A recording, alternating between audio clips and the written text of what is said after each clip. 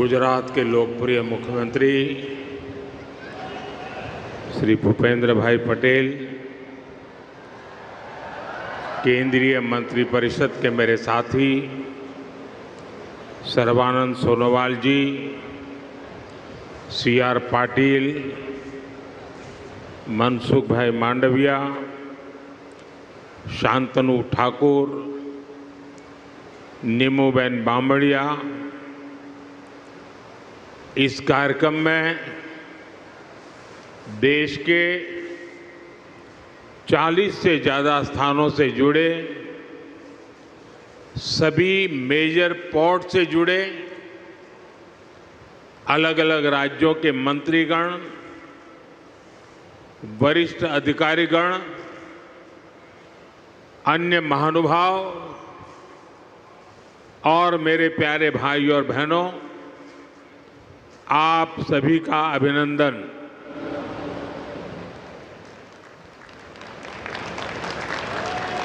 अपना भावेड़ा भावनगरे तो आज वट पाड़ी दीधो। हाँ, हवे करंट आयो।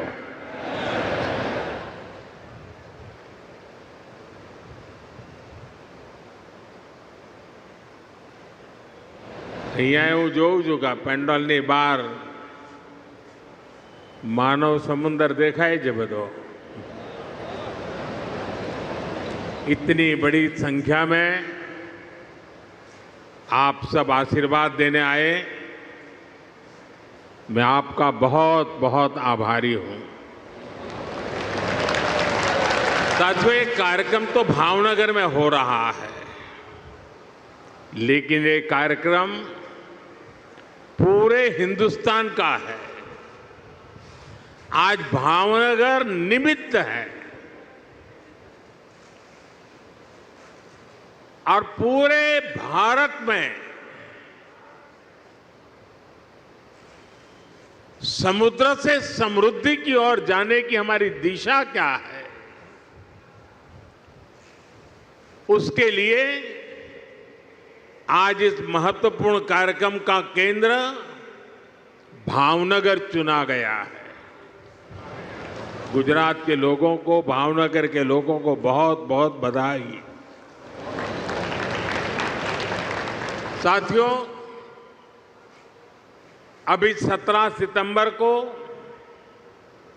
आप सबने अपने नरेंद्र भाई को जो शुभकामनाएं भेजी हैं, देश और दुनिया से जो शुभकामनाएं मुझे मिली हैं, व्यक्तिगत तौर पर सबका धन्यवाद करना संभव नहीं है, लेकिन भारत के कोने कोने से और विश्व भर से ये जो प्यार मिला है, ये जो आशीर्वाद मिले हैं, ये मेरी बहुत बड़ी संपत्ति है, ये मेरी बहुत बड़ी ताकत है। और इसलिए सार्वजनिक रूप से मैं आज देश और दुनिया के सभी महानुभावों का हृदय से आभार व्यक्त करता हूँ। यहाँ एक बेटी कोई चित्र बना करके ले आई है, वहाँ एक बेटा लेकर के आया है, जरा इसको कलेक्ट कर लीजिए भाई। इन बच्चों को मेरा बहुत बहुत आशीर्वाद। Thank you. जो लोग लाए हैं, मैं आपके प्यार के लिए मैं आपका आभारी हूँ। आपने इतनी मेहनत की, धन्यवाद जी, धन्यवाद बेटा। थैंक यू दोस्त। साथियों, विश्वकर्मा जयंती से लेकर गांधी जयंती तक, यानी 17 सितंबर से 2 अक्टूबर तक पूरे देश में लाखों लोग सेवा पखवाड़ा मना रहे हैं। मुझे बताया गया है कि गुजरात में भी अभी तो 15 दिन का सेवा पखवाड़ा है, लेकिन पिछले 2-3 दिनों में सेवा पखवाड़े के दौरान बहुत से कार्यक्रम हुए। सैकड़ों जगह पर ब्लड डोनेशन कैंप लगे और इनमें 1 लाख लोग अब तक ब्लड डोनेट कर चुके हैं। ये सिर्फ मुझे जो गुजरात की जानकारी मिली वो बता रहा हूं मैं।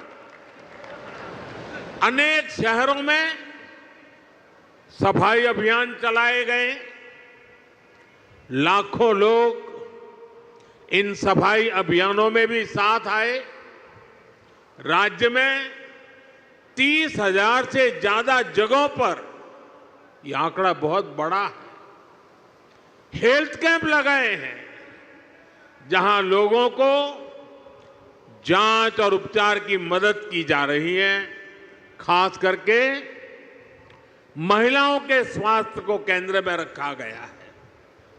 देश भर में सेवा कार्यों से जुड़े हर किसी का मैं अभिनंदन करता हूं, उनका आभार व्यक्त करता हूं। साथियों, आज इस आयोजन में मैं सबसे पहले कृष्ण कुमार सिंह जी का पुण्य स्मरण करता हूं। सरदार साहब के मिशन से जुड़ते हुए उन्होंने भारत की एकता के लिए बहुत बड़ा योगदान दिया। आज ऐसे ही महान देशभक्तों की प्रेरणा से हम भारत की एकता को मजबूत कर रहे हैं। एक भारत श्रेष्ठ भारत की भावना को मजबूत कर रहे हैं। साथियों, आज मैं ऐसे समय में भावनगर आया हूं जब नवरात्र का पावन पर्व शुरू होने वाला है।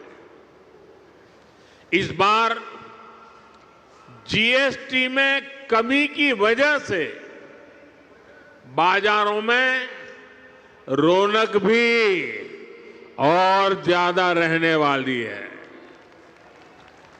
और ये उत्सव के इसी माहौल में आज हम समुद्र से समृद्धि का महा उत्सव मना रहे हैं। ભાવનગરના ભાઈઓ મને માફ કરજો, મારે હિન્દીમાં એટલા માટે બોલવું પડે છે કે દેશભરના લોકો આમાં જોડાયેલા છે। દેશભરના લાખો લોકો જ્યારે કાર્યક્રમમાં જોડાયા છે તો આપની ક્ષમા માંગીને મારે હિન્દીમાં જ વાત કરવી રહી। साथियों, 21वीं सदी का भारत आज समुद्र को बहुत बड़े अवसर के रूप में देख रहा है। थोड़ी देर पहले यहां पोर्ट लेड डेवलपमेंट को गति देने के लिए हजारों करोड़ रुपए के प्रोजेक्ट का शिलान्यास और उद्घाटन किया गया है।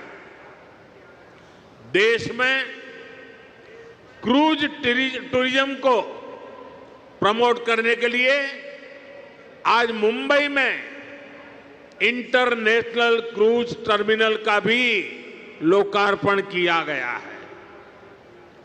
भावनगर के, गुजरात के विकास से जुड़े अनेक प्रोजेक्ट्स भी शुरू हुए हैं। मैं सभी देशवासियों को और गुजरात के लोगों को भी बहुत बहुत शुभकामनाएं देता हूं। साथियों, भारत आज विश्व बंधु की भावना से आगे बढ़ रहा है।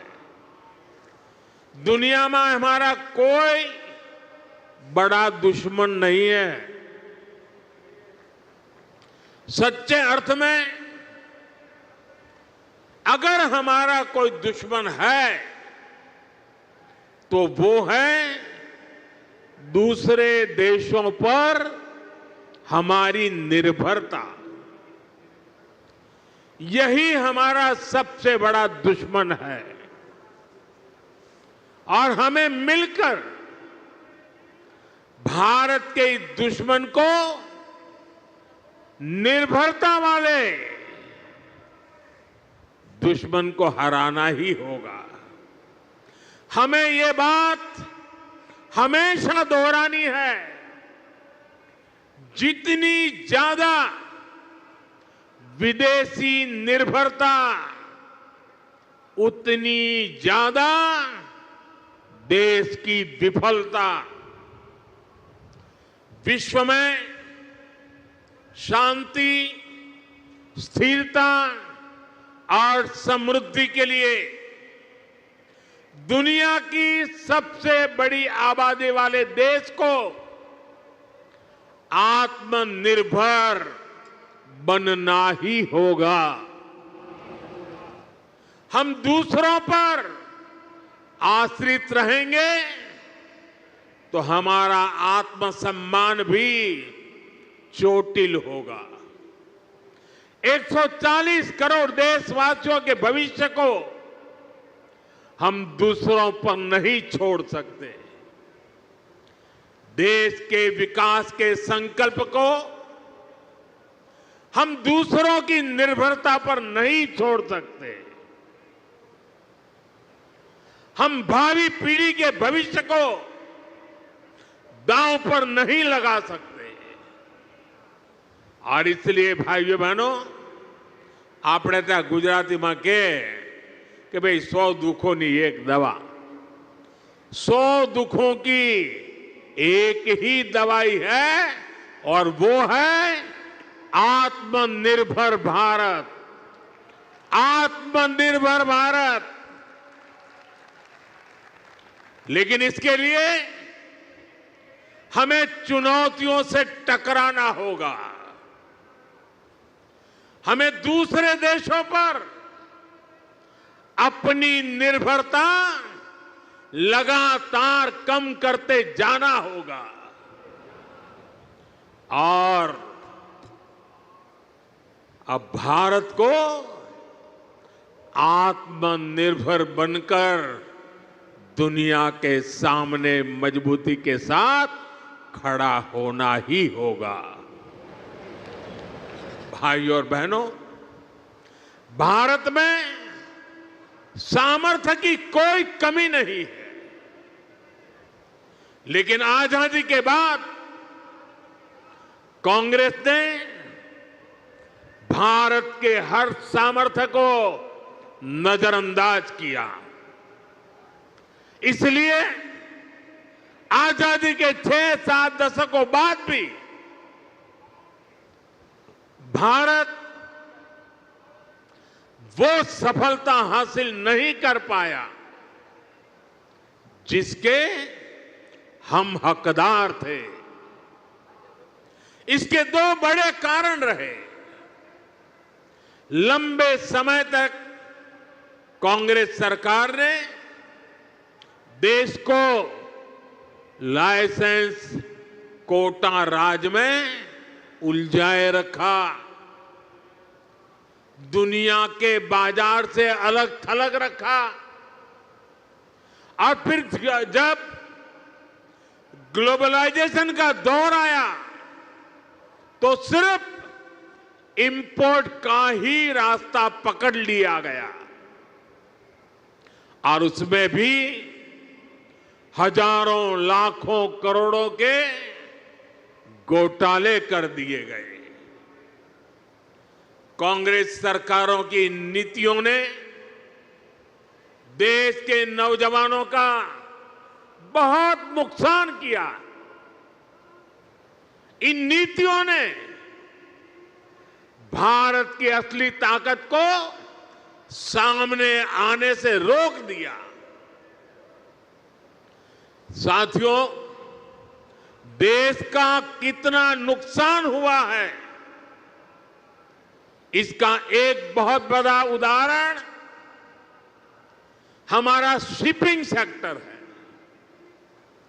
आप भी जानते हैं कि भारत सदियों से दुनिया की एक बड़ी समुद्री ताकत था। हम दुनिया में शिप बिल्डिंग के सबसे बड़े सेंटर हुआ करते थे। भारत के तटीय राज्यों में बने जहाज देश और दुनिया के व्यापार कारोबार को गति देते थे। यहां तक कि आज से 50 साल पहले तक भी हम भारत में बने जहाजों का उपयोग करते थे। उस दौर में भारत का 40% से अधिक इंपोर्ट एक्सपोर्ट देश में ही बने जहाजों से होता था। लेकिन फिर देश का शिपिंग सेक्टर भी कांग्रेस की कुनीतियों का शिकार हो गया। कांग्रेस ने भारत में जहाज निर्माण पर जोर देने के बजाय विदेशी जहाजों को किराया भाड़ा देना बेहतर समझा। इससे भारत में शिप बिल्डिंग इकोसिस्टम ठप हो गया। विदेशी जहाजों पर निर्भरता यह हमारी मजबूरी बन गया। परिणाम यह हुआ कि 50 साल पहले जहां 40% व्यापार भारतीय जहाजों पर होता था, वो हिस्सा घटकर सिर्फ 5% रह गया। यानी अपने 95% ट्रेड के लिए हम विदेशी जहाजों पर निर्भर हो गए। विदेशी जहाजों पर इस निर्भरता का हमें बहुत बड़ा नुकसान उठाना पड़ा। साथियों, में आज देश के सामने कुछ आंकड़े आप सबके सामने रखना चाहता हूं। देशवासी ये जानकर हैरान रह जाएंगे कि आज भारत हर साल करीब $75 बिलियन यानी लगभग 6 लाख करोड़ रुपए 6 लाख करोड़ रुपए विदेशी शिपिंग कंपनियों को शिपिंग सर्विसेज के लिए देता है, किराया देता है। ये आज भारत का जितना डिफेंस बजट है, करीब करीब उतना पैसा किराए में दिया जा रहा है। आप कल्पना कीजिए, 7 दशकों में कितना पैसा हमने सिर्फ भाड़े के रूप में दूसरे देशों को दिया है। हमारे पैसों से विदेशों में लाखों नौकरियां बनी हैं। सोचिए, इतने सारे पैसे का अगर एक छोटा सा हिस्सा भी अगर पहले की सरकारें अपनी शिपिंग इंडस्ट्री पर लगाती, तो आज दुनिया हमारे जहाज इस्तेमाल कर रही होती, हमें लाखों करोड़ रुपए शिपिंग सर्विसेज के रूप में मिल रहे होते और हमारे बच जाते वो तो अलग। साथियों, भारत को अगर 2047 जब देश की आजादी के 100 साल होंगे, 2047 तक विकसित होना है तो भारत को आत्मनिर्भर होना ही होगा। आत्मनिर्भर होने के अलावा भारत के पास कोई विकल्प नहीं है। 140 करोड़ देशवासियों का एक ही संकल्प होना चाहिए। चीप हो या शीप, हमें भारत में ही बनाने होंगे।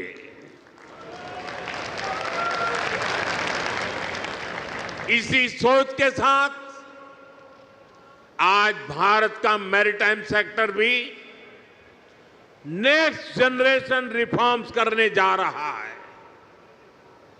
आज से देश के हर मेजर पोर्ट को भांति भांति के डॉक्यूमेंट से, अलग अलग प्रोसेसेस से मुक्ति मिलेगी।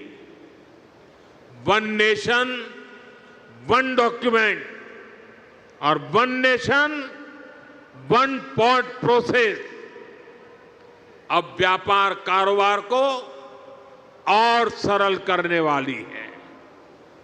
हाल में ही जैसे हमारे मंत्री जी सर्बानंद सोनोवाल जी ने बताया, मॉनसून सेशन के दौरान पार्लियामेंट में हमने ऐसे अनेक पुराने कानूनों को बदला है जो अंग्रेजों के जमाने से चले आ रहे थे। हमने मैरीटाइम सेक्टर में अनेक रिफॉर्म करने का सिलसिला शुरू किया है। हमारी सरकार ने 5 मैरीटाइम कानूनों को नए अवतार में देश के सामने रखा है। इन कानूनों से और इन कानूनों के आने से शिपिंग सेक्टर में, पोर्ट गवर्नेंस में एक बहुत बड़ा बदलाव आएगा। साथियों, भारत सदियों से बड़े बड़े जहाज बनाने में एक्सपर्ट रहा है। नेक्स्ट जनरेशन रिफॉर्म्स देश के इस भूले हुए गौरव को फिर वापस लाने में मदद करेंगे। बीते दशक में हमने 40 से अधिक शिप्स और पनडुब्बियां नेवी में इंडक्ट की है। इनमें से 1-2 तो छोड़ दें तो ये सब हमने भारत में ही बनाई है। आपने आईएनएस विक्रांत के विषय में सुना होगा। इतना विशाल आईएनएस विक्रांत भी भारत में ही बना है। इसे बनाने के लिए जो हाई क्वालिटी स्टील लगी वो भी भारत में बनी थी। यानी हमारे पास सामर्थ्य है, हमारे पास कौशल की कोई कमी नहीं है। बड़े शिप बनाने के लिए जिस राजनीतिक इच्छा शक्ति की जरूरत है,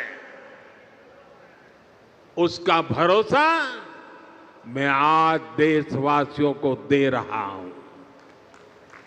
साथियों, देश के मैरीटाइम सेक्टर को मजबूती देने के लिए कल भी एक बहुत ऐतिहासिक निर्णय हुआ है। हमने देश की पॉलिसी में एक बड़ा बदलाव किया है। अब सरकार ने बड़े जहाजों को इंफ्रास्ट्रक्चर के रूप में मान्यता दी है। जब किसी सेक्टर को इंफ्रास्ट्रक्चर के रूप में मान्यता मिलती है तो उसे बहुत फायदा होता है। अब बड़े शिप बनाने वाली कंपनियों को बैंकों से लोन मिलने में आसानी होगी, उन्हें ब्याज दर में भी छूट मिलेगी। इंफ्रास्ट्रक्चर फाइनेंसिंग के जितने भी और लाभ होते हैं वो सारे के सारे इन जहाज बनाने वाली कंपनियों को भी मिलेंगे। सरकार के इस निर्णय से भारतीय शिपिंग कंपनियों पर पड़ने वाला बोझ कम होगा, उन्हें ग्लोबल कंपटीशन में आगे आने में मदद मिलेगी। साथियों, भारत को दुनिया की एक बड़ी समुद्री शक्ति बनाने के लिए 3 और बड़ी स्कीम्स पर भारत सरकार काम कर रही है। इन 3 योजनाओं से शिप बिल्डिंग सेक्टर को आर्थिक मदद मिलने में आसानी होगी।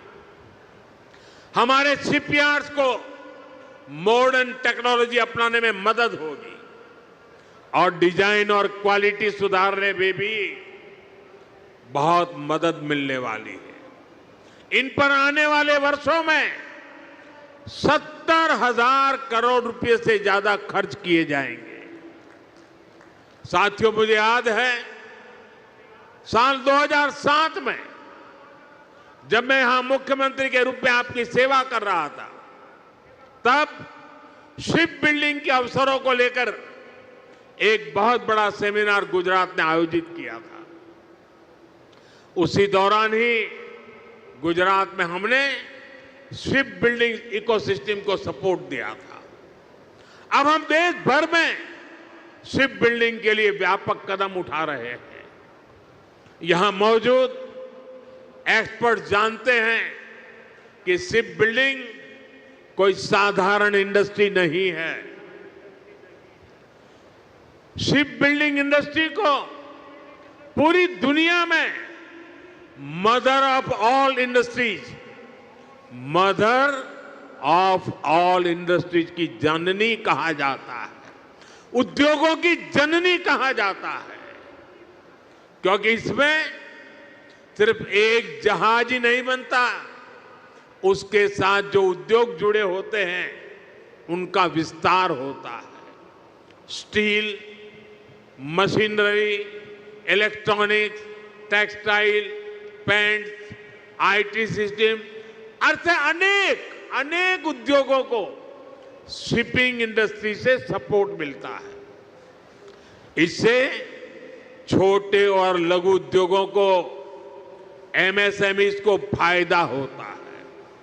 रिसर्च बताती है कि शिप बिल्डिंग में होने वाले हर 1 रुपये के निवेश से इकोनॉमी लगभग 2 गुना निवेश बढ़ता है और शिपयार्ड में पैदा होने वाली हर एक जॉब, हर एक रोजगार सप्लाई चेन में 6 से 7 नई नौकरियां बनाती है।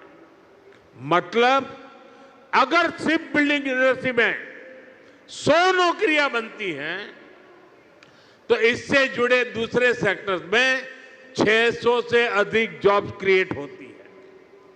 इतना बड़ा मल्टीप्लायर इफेक्ट शिप बिल्डिंग का होता है। साथियों, हम शिप बिल्डिंग के जरूरी स्किल सेट पर भी फोकस कर रहे हैं। इसमें हमारे आईटीआई काम आएगी, मैरीटाइम यूनिवर्सिटीज का रोल बढ़ेगा। बीते वर्षों में हमने कोस्टल एरिया में नेवी और एनसीसी के तालमेल से नई व्यवस्थाएं बनाई हैं। इन एनसीसी कैडेट्स को नेवी के साथ साथ कॉमर्शियल सेक्टर की भूमिकाओं के लिए भी तैयार किया जाएगा। साथियों, आज का भारत एक अलग मिजाज से आगे बढ़ रहा है। हम जो लक्ष्य तय करते हैं उसे अब समय से पहले पूरा करके भी दिखाते हैं। सोलर सेक्टर में भारत अब अपने लक्ष्यों को 4-4, 5-5 साल पहले हासिल कर रहा है। पोर्ट लेड डेवलपमेंट को लेकर भी 11 साल पहले जो लक्ष्य हमने तय किए थे, भारत उनमें जबरदस्त सफलताएं हासिल कर रहा है। हम देश में बड़े बड़े जहाजों के लिए बड़े पोर्ट बना रहे हैं। सागर माला जैसी स्कीम से पोर्ट्स की कनेक्टिविटी को बढ़ा रहे हैं। साथियों, बीते 11 साल में भारत ने अपनी पोर्ट कैपेसिटी 2 गुनी कर ली है। 2014 से पहले भारत में शिप टर्न अराउंड टाइम औसतन 2 दिन होता था। अब आज भारत में शिप टर्न अराउंड टाइम 1 दिन से भी कम हो गया है।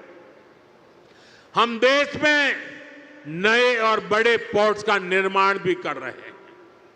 हाल में ही केरला में देश का पहला deep water container transshipment port शुरू किया है। 75,000 करोड़ से ज्यादा की लागत से महाराष्ट्र में वाढवण पोर्ट बन रहा है। ये दुनिया के टॉप 10 पोर्ट्स में से एक होगा। साथियों, आज समुद्री रास्ते से होने वाले ट्रेड में भारत का हिस्सा सिर्फ 10% है। हमें इसे और बढ़ाना है। हम 2047 तक दुनिया के समुद्री व्यापार में अपनी हिस्सेदारी को लगभग 3 गुना तक बढ़ाना चाहते हैं और ये हम करके दिखाएंगे।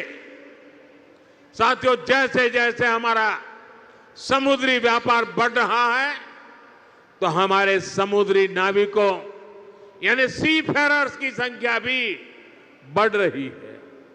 ये वो मेहनती प्रोफेशनल्स हैं जो समंदर में जहाज चलाते हैं, इंजन और मशीनरी संभालते हैं, लोडिंग अनलोडिंग का काम देखते हैं। 1 दशक पहले हमारे यहां सी फेरर्स से 1.25 लाख से भी कम थे, लेकिन आज इनकी संख्या 3 लाख के पार पहुंच चुकी है। आज भारत दुनिया के टॉप 3 देशों में आ गया है जो सबसे ज्यादा सी फेरर दुनिया को उपलब्ध कराता है और इससे भारत के नौजवानों को रोजगार के अवसर बढ़ते हैं। यानी भारत की बढ़ती शिप इंडस्ट्री दुनिया की ताकत भी बढ़ा रही है। साथियों, भारत की एक समृद्ध समुद्री विरासत है। हमारे मछुआरे, हमारे प्राचीन पोर्ट सिटी इस धरोहर के प्रतीक है। हमारा ये भावनगर, ये सौराष्ट्र इसका एक बहुत बड़ा उदाहरण है। इस विरासत को हमें भविष्य की पीढ़ी तक पहुंचाना है। दुनिया को हमारा सामर्थ्य दिखाना है और इसलिए लोथल में हम एक शानदार मैरीटाइम म्यूजियम बना रहे हैं और ये भी दुनिया का सबसे बड़ा मैरीटाइम म्यूजियम बनेगा। स्टैच्यू ऑफ यूनिटी की तरह भी ये भारत की नई पहचान बनेगा। थोड़ी देर बाद मैं आज वहां भी जा रहा हूं। साथियों, भारत के समुद्री तट भारत की समृद्धि के प्रवेश द्वार बनेंगे और मैं बड़े गर्व के साथ और मैं दूर तक का देख सकता हूं कि भारत के समुद्री तट भारत की समृद्धि के प्रवेश द्वार बनने वाले हैं। मुझे खुशी है कि गुजरात की एक कोस्टलाइन भी एक बार फिर यहां के लिए वरदान बन रही है। आज ये पूरा क्षेत्र देश को पोर्ट लेड डेवलपमेंट का नया रास्ता दिखा रहा है। आज देश में समंदर के रास्ते जितना कार्गो आता है उसका 40% गुजरात के पोर्ट्स हैंडल करते हैं। अब इन पोर्ट्स को डेडिकेटेड फ्रेट कॉरिडोर का भी फायदा मिलने वाला है। इससे देश के दूसरे हिस्सों तक तेजी से सामान पहुंचाना आसान होगा। इससे पोर्ट्स की एफिशिएंसी भी और अधिक बढ़ेगी। साथियों, यहां शिप ब्रेकिंग का भी एक बड़ा इकोसिस्टम बन रहा है। अलंका शिप ब्रेकिंग यार्ड इसका शानदार उदाहरण है। इससे भी यहां बड़ी संख्या में नौजवानों को रोजगार मिल रहा है। साथियों, विकसित भारत के लिए हमें हर क्षेत्र में, हर सेक्टर में तेजी से काम करना है और हम सब जानते हैं कि विकसित भारत का रास्ता आत्मनिर्भर भारत से होकर जाता है। इसलिए हमें याद रखना है, हम जो भी खरीदें वो स्वदेशी हो, हम जो भी बेचें वो स्वदेशी हो। मैं सभी दुकानदार साथियों से कहूंगा, आप अपनी दुकानों पर एक पोस्टर लगाएं जिसमें लिखा हो, गर्व से कहो ये स्वदेशी है।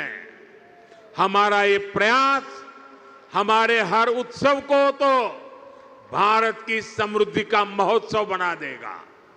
इसी भावना के साथ आप सभी को नवरात्रि की एक बार फिर से शुभकामनाएं देता हूं। एक छोटा बालक चित्र बना करके लाया है, कब से खड़ा है, उसके हाथ दुखते होंगे, कोई जरा इसको कलेक्ट करे। छोटा सा बालक है, शाबाश बेटे।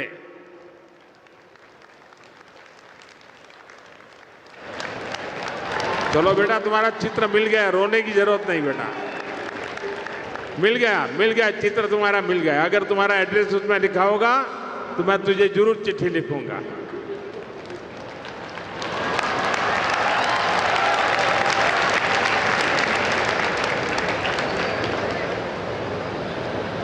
साथियों,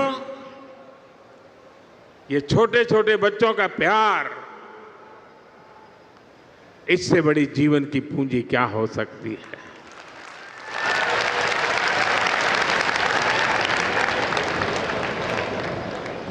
मैं फिर एक बार आज जो भव्य स्वागत सत्कार सम्मान किया, इसके लिए मैं आपका आभार मानता हूं। और मुझे मालूम है, जब ऑपरेशन सिंदूर हुआ तो पूरा भावनगर मैदान में था। आपका मिजाज का मुझे पता है। मैं इसके लिए भी आपका बहुत बहुत आभार व्यक्त करता हूं। भावनगરના ભાઈઓ બહેનો, નવરાત્રિની માંડવીઓ જરા જોર લગાવજો અને દેશના બધા લોકોને આત્મનિર્ભર ભારતનો સંદેશ આપણી માંડવીમાંથી પણ મળે। ખૂબ ખૂબ ધન્યવાદ ભાઈઓ।